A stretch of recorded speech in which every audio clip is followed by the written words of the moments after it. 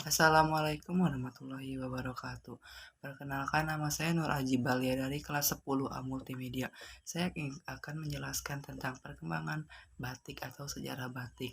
Saya akan mengerjakan tugas batik Banten yang ditugaskan oleh Pak Medianto Setiawan Esos.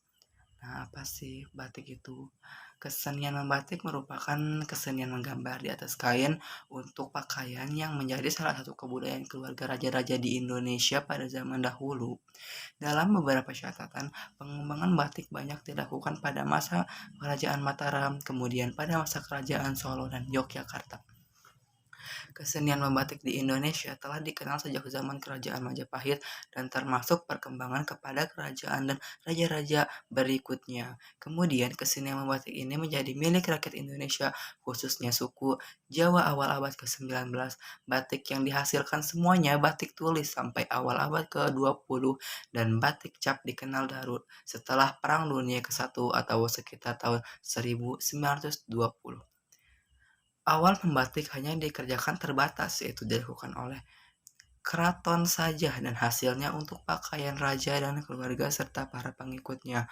Oleh karena banyaknya pengikut raja yang ditinggal di luar keraton, maka kesenian membatik ini dibawa oleh mereka keluar keraton dan dikerjakan di tempatnya masing-masing. Selanjutnya kesenian membatik ini ditiru oleh masyarakat dan selanjutnya meluas menjadi pekerjaan kaum wanita dalam rumah tangganya untuk mengisi waktu senggang atau waktu luang. Istilah batik berasal dari kata amba yang bermaksud menulis dan titik yang bermakna titik. Batik diartikan sebagai proses pewarnaan celup-rintang yang menggunakan lilin malam. Menurut Standarisasi Nasional Indonesia (SNI), yang disebut batik adalah bahan kain hasil pewarnaan celup-rintang menurut corak-corak khas batik Indonesia dengan menggunakan lilin batik sebagai zat perintang.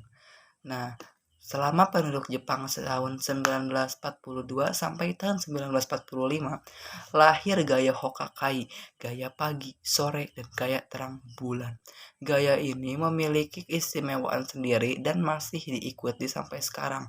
Pada tahun 1950-an muncul kain batik tiga negeri yang merupakan paduan berbagai unsur batik tiga daerah, misal corak klasik Surakarta dan Yogyakarta dalam warna Pekalongan atau buketan. Pekalongan bersama corak ceplok Jawa klasik dalam paduan warna songa dan perwarnaan kimiawi.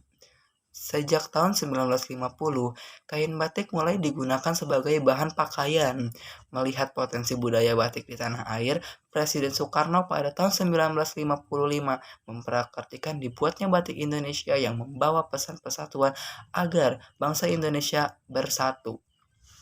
Presiden Soekarno menugaskan kepada Harjo Gotiksuan untuk mendesain batik tersebut. Karena keahlian dari kreasi Harjo Gotiksuan, maka dilegitimasi karya-karyanya sebagai batik Indonesia. Muncul Koperasi Batik (GKBI), Gabungan Koperasi Batik Indonesia. Pada tahun 1950 lahir dibentuknya untuk menghimpun semua pembatik kecil untuk membantu peroleh bahan mentah seperti pewarnaan kain mori. Pada tahun 1958 didirikan Pusat Peneliti Batik di Yogyakarta. 1960-an muncul gaya Indonesia Raya, puncak pada akhir 1970.